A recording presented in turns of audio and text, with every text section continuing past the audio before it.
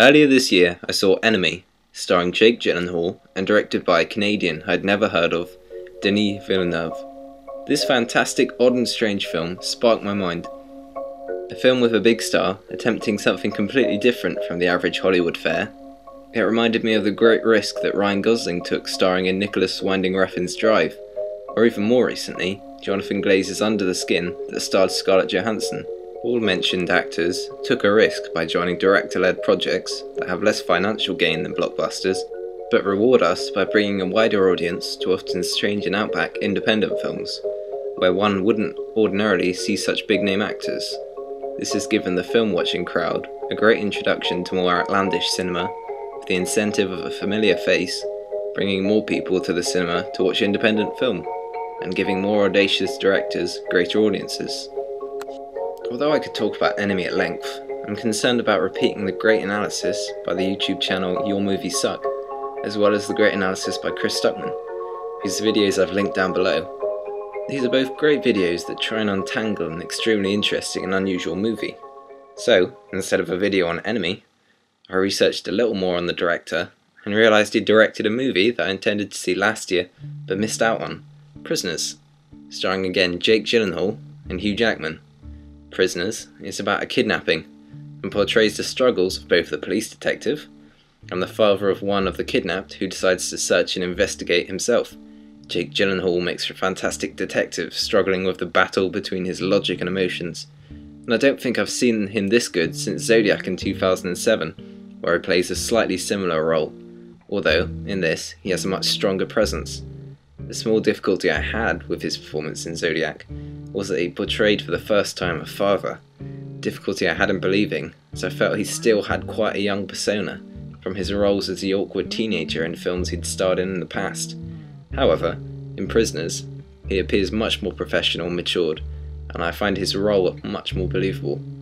Hugh Jackman also hands in a fantastic performance as the devout and strong father figure in a troubled family across from his wife in the film, played by Maria Bello.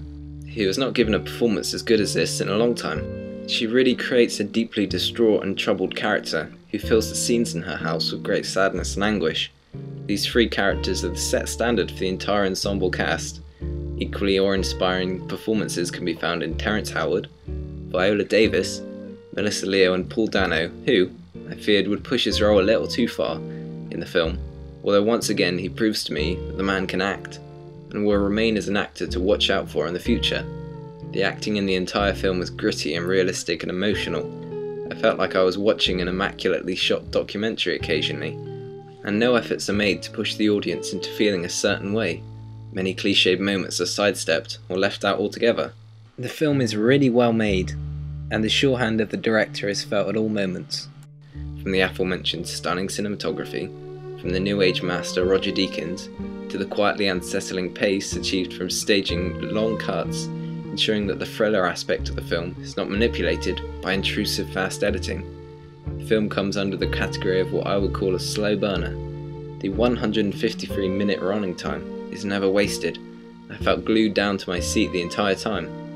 It's been a very long time since a film has forced me to sit down and watch the entire thing from start to finish without a pause or a break. Each scene adds a dimension to the mystery of the kidnapping, whilst providing insight to the characters themselves and their relationship with each other.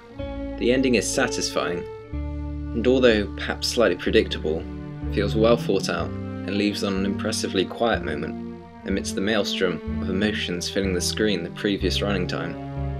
The principal filmmaking is stunning, and the director has a great eye for making a scene realistic while still feeling cinematic. Behind each scene is a gloomy, depressing tone of overwhelming helplessness, while allowing glimpses of breakthrough and hope to solve the mystery of the film. Prisoners also surprised me by asking tough questions when characters were at crossroads, deciding what is their best chance for saving their loved ones, versus what is perhaps more damaging in the long run and what is more humane. The Hugh Jackman character makes decisions that are on the face of it quite brutal and reckless, but are obviously driven out of fear and deep shame at his lack of control at the situation that at some points feels completely impossible to help solve. Jackman's character is revealed early on to be a Christian. The opening scene of the film starts with the Lord's Prayer, and this adds an additional depth to his character, where whilst the list of other things that are challenging him, we can see he is challenging his faith and his belief.